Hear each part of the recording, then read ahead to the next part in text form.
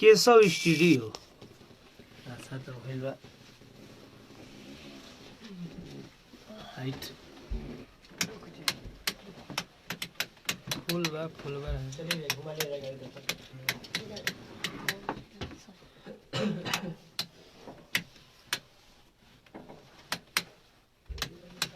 क्या करेगा हाँ जी नमस्ते प्रणाम गुरुजी नमस्ते सब कोई के दिल से प्रणाम।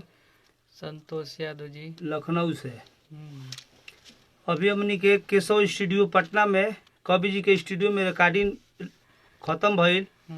अब बहुत जल्दी गाना सुने का आप सबको मिली और recordist music director Arya Sharma Vijay नमस्कार प्रणाम बड़े हमारा ये का नाम विनय जी रिकॉर्डिस्ट बानी और संगीतकार विजय चौहान आर्या शर्मा के जोड़ी अभी हिट भी है।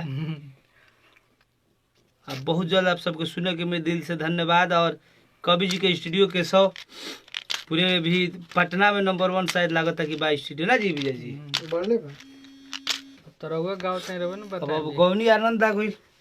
हेलो पहुंचा भाई पहुंचा 5 महादेव मिनट। महादेव जय हो।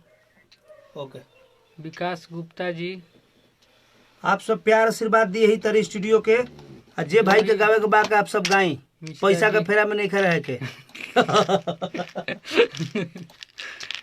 पैसा के दिक्कत नहीं है जी ना जी फ्री सेवा भी है। पैसा तो धुआं होता है घरी ठंडा में धमाका करी लो जरूर जरूर बहुत जल्दी धमाका हुई। बहुत जल्द भाई हमार गाना छुटियन सो वही जोड़ी वही टीम के तो आप सब प्यार आशीर्वाद जरूर दे। केशव स्टूडियो से लाखों गाना रिकॉर्डिंग होके जा रहा बा। दीपक कुमार जी मनीष जी लव यू भाई अली जी चौहान जी चौहान जी तुमको बतिया ही रहा। नमस्कार प्रणाम महादेव सब लोग के अच्छा गाना रिकॉर्ड भेल भैया के और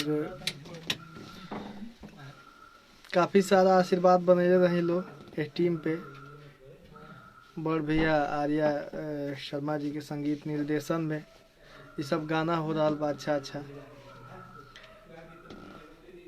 जैसे वो लोग सब कलाकार पे छोट बड़ पे अपन आशीर्वाद बने रहे नीलो सही हमनियो पे अपन आशीर्वाद बनाई लो।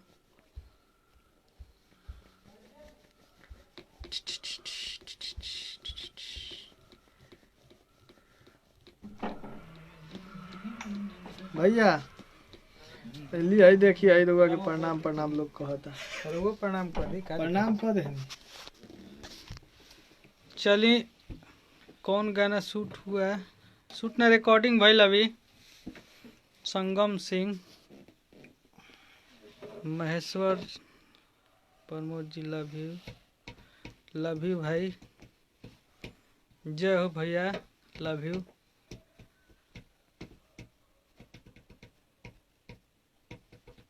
क्या हाल है प्रमोद भाई ठीक है महादेव भैया लिए हमारे अभी तो बात कर लीजिए अब।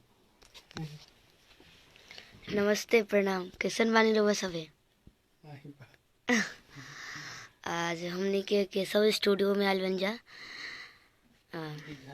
दीघा बेदर्जी जी के स्टूडियो में और बहुत ही अच्छा गाना हमने के रिकॉर्डिंग भइल हमार प्रमोद भैया के।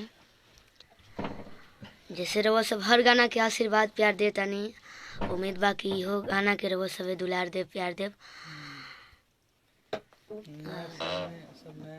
हाँ नया साल में नया धमाकेदार गीत जा रहल बा और अपन आशीर्वाद ऐसे ही बनले रही भैया। बात करें ठीक बा सबके जय हिंद जय भारत जय माता दी जय महादेव। बबलू बबुआन 20,000